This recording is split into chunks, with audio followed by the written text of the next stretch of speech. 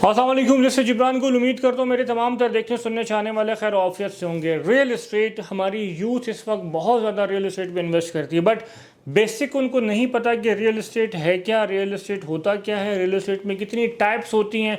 वो क्या करती हैं कि एक पेपर, एक फ़ाइल परचेज़ कर लेती हैं और बाद में अपने दोस्तों को ये ज़रूर कहते हैं कि जी देखिए हमने भी रियल इस्टेट में इन्वेस्टमेंट की है। जहाँ पर भी आप इन्वेस्टमेंट करें, पर आप इन्वेस्टमेंट करने से पहले उसकी बेसिक चीज़ों को ज़रूर समझें कि अगर स्टॉक एक्सचेंज में इन्वेस्टमेंट करनी है तो स्टॉक एक्सचेंज क्या कहता है, कैसे काम करता है, उसके फार्मूलाज क्या हैं। इसी तरह अगर आपने रियल एस्टेट में काम करना है तो आपने बेसिक 3 से 4 चीज़ों को देखना है। बेसिक 4 मॉडल्स ही होते हैं रियल एस्टेट में, आपने उनको देखना और उसके हिसाब से आपने अपनी इन्वेस्टमेंट को करना है।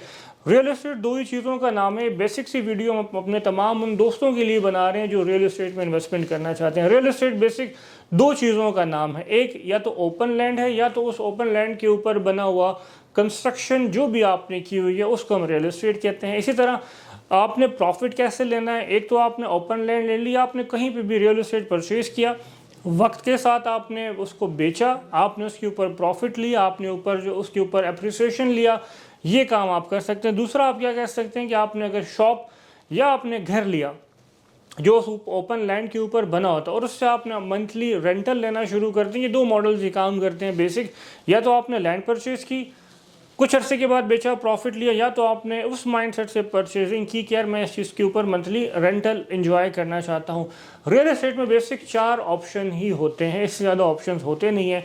फर्स्ट ऑफ ऑल हमारे पास ओपन लैंड आ जाती है, सेकंड नंबर पे हमारे पास रेजिडेंशियल रियल एस्टेट आती है, थर्ड नंबर पे हमारे पास कमर्शियल रियल एस्टेट आती है एंड फोर्थ नंबर पे हमारे पास इंडस्ट्रियल रियल एस्टेट आती है। अगर हम ओपन लैंड की बात करें तो ओपन लैंड में हमारे पास फिर 2 टाइप्स आ जाती हैं। एक हमारे पास एग्रीकल्चर लैंड आती है और एक हमारे पास बंजर लैंड आती है जिसको हम ब्राउन लैंड कहते हैं, जिसके ऊपर सोसाइटीज़ बनती हैं या जिसके ऊपर बाकी इंफ्रास्ट्रक्चर बनाया जाता है। सोसाइटीज़ के लिए कभी भी हम एग्रीकल्चर लैंड को जो है वो एनओसी गवर्नमेंट भी नहीं देती, क्योंकि एग्रीकल्चर लैंड के ऊपर हमारी फसलें, हमारे किसान भाई बहुत ज़्यादा मेहनत करते हैं, जिसके ऊपर हमारे पास फ्रूट्स एंड वेजिटेबल्स एंड बहुत ज़्यादा बाकी चीज़ें भी उगती हैं। इसको हम एग्रीकल्चर लैंड कहते हैं। और कमर्शियल जो रेजिडेंशियल ओपन लैंड के अंदर ही ब्राउन लैंड जिसको हम कहते हैं, उसके ऊपर सोसाइटीज़ और बाकी तमाम तर चीज़ें बनती हैं। इसके बाद अगर हम रेजिडेंशियल लैंड की बात करें, ऑप्शन नंबर 2 की बात करें, तो ऑप्शन नंबर 2 में हमारे पास रेजिडेंशियल रियल एस्टेट आता है जिसमें हमारे पास घर और फ्लैट्स आते हैं। इसके बाद अगर हम कमर्शियल रियल एस्टेट की बात करें तो कमर्शियल रियल एस्टेट में हमारे पास shops, shopping malls, parking lots, marriage halls, ये तमाम तर चीज़ें हमारे पास कमर्शियल रियल एस्टेट में आती हैं। इसी के अलावा अगर हम इंडस्ट्रियल रियल एस्टेट की बात करें तो इंडस्ट्रियल रियल एस्टेट में हमारे पास वेयर हाउसेज आ जाते हैं, लॉजिस्टिक हब्स आ जाते हैं, फैक्ट्रीज आ जाती हैं, मैन्युफैक्चरिंग प्लांट्स आ जाते हैं। बेसिक ये 4 टाइप्स की ही रियल एस्टेट होती हैं।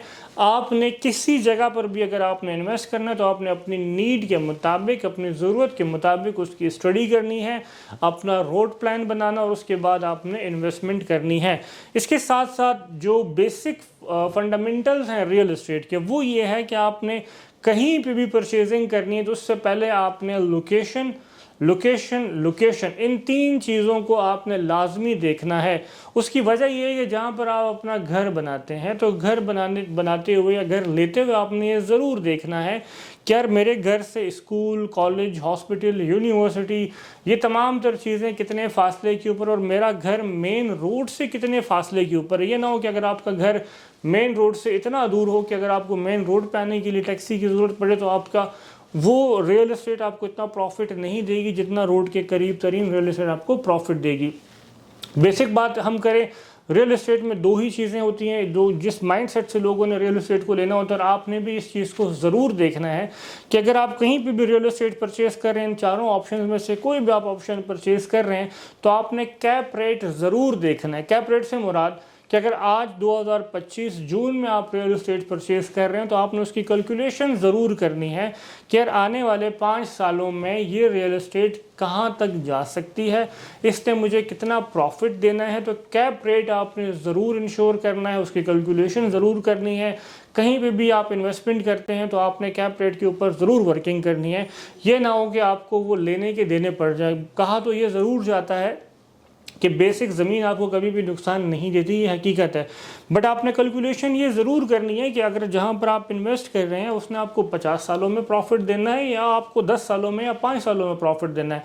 शॉर्ट टर्म में आप इन्वेस्टमेंट करना चाह रहे हैं या तो आप लॉन्ग टर्म में इन्वेस्टमेंट करना चाह रहे हैं, तो कैप रेट के ऊपर आपने ज़रूर वर्किंग करनी है। ये बेसिक सी वीडियो हमने इसलिए बनाई है कि हमारे बहुत से दोस्त जो अभी यूनिवर्सिटी से फ्री हो रहे हैं और बहुत से दोस्त ऑलरेडी रियल एस्टेट में फाइल्स के नाम के ऊपर जो है वो पिट चुके हैं, फाइल्स परचेज करके। किसी के पास 10 फाइलें पड़ी हैं, किसी के पास 50 फाइलें पड़ी हैं। फाइल सिस्टम भी बुरा नहीं है, हम उसको बुरा नहीं कहते, बट आपने किसी भी जगह पर किसी भी सोसाइटी में अगर आप फाइल भी परचेज कर रहे हैं जिसने आपको 3 सालों के बाद या 4 सालों के बाद डेवलपर ने कमिटमेंट की है कि हम आपको प्लॉट ज़रूर डिलीवर करेंगे, तो आपने वहाँ पर फाइल परचेज करने से पहले उसका एनओसी ज़रूर देखना है, उस डेवलपर का प्रीवियस वर्क ज़रूर देखना है। जिस तरह हमारे पास पिंडी इस्लामाबाद की अगर हम बात करें तो चौधरी अब्दुल मजीद साहब हमारे पास बहुत अच्छा एक नाम है। कैपिटल स्मार्ट सिटी बहुत अच्छा ग्रुप है।